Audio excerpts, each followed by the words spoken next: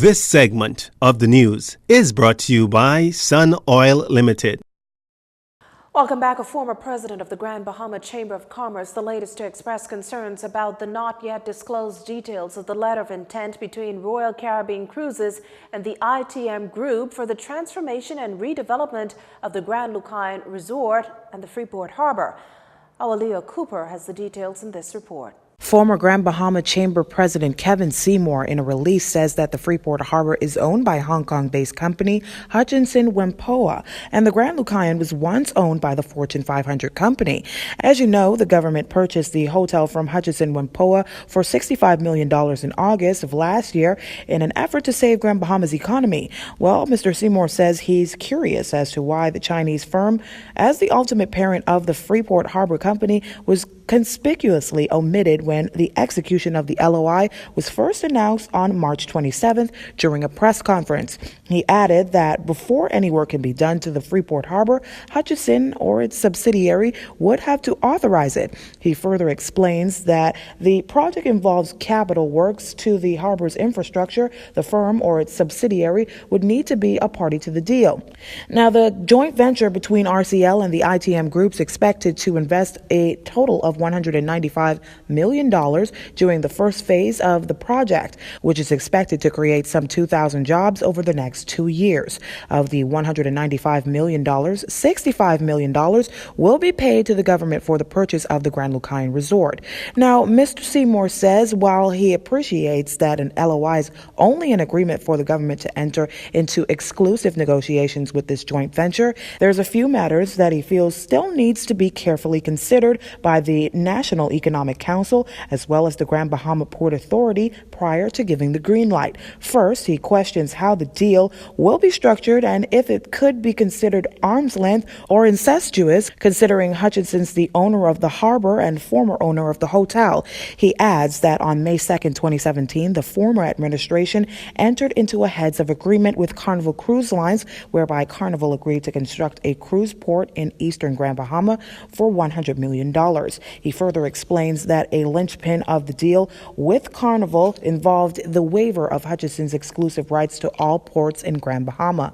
That said, he asks, how is the aforementioned investment agreed to by the Bahamian government with Carnival likely to be affected by the proposed deal, and does this deal contravene any provisions of the HOA with Carnival? The government expects that under the terms of the deal, it will be able to recover its $65 million purchase price for the Grand Lucayan. However, Mr. Seymour submits that before this determination can be made with any degree of certainty, one needs to fully understand how the operating expenses incurred by the government since it acquired the Grand Lucayan will ultimately be absorbed, and the amount of concessions, if any, the government is prepared to provide to the joint venture.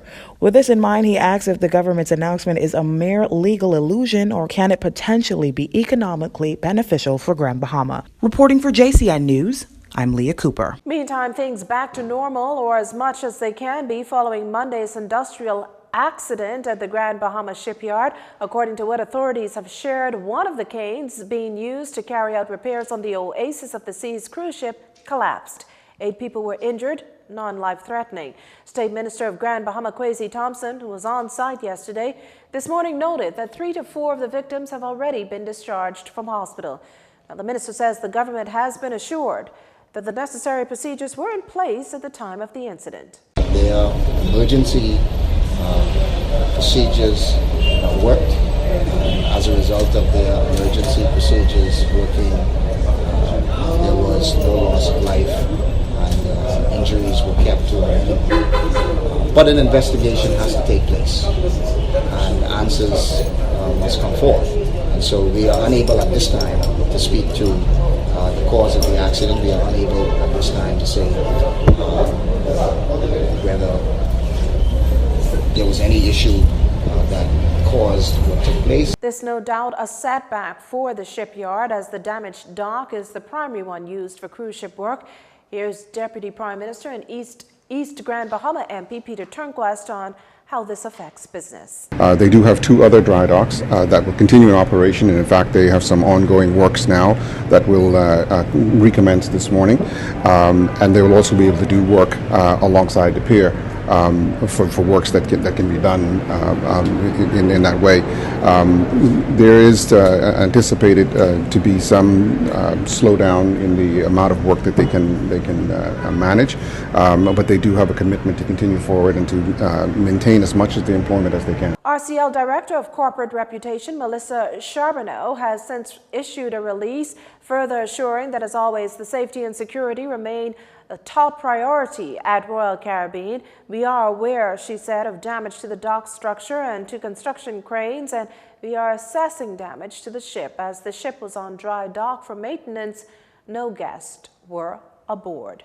Meantime, the opposition is urging the government to ensure the safety, security, and well-being of those injured and to ensure that measures are taken that incidents like this do not reoccur. The PLP says it stands ready to assist wherever it can. A 24-year-old St. Albans Drive resident formally charged today with killing in the course of dangerous driving, driving without being covered under third-party insurance, and driving without a valid driver's license.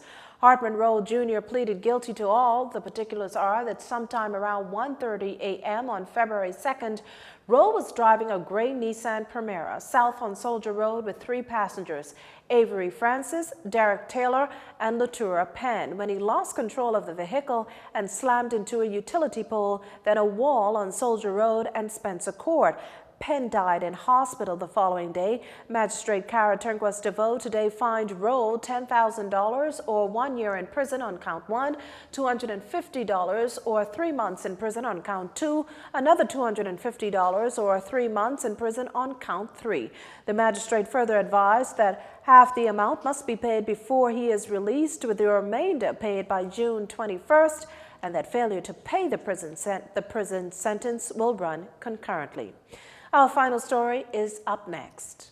This segment of the news has been brought to you by Sun Oil Limited.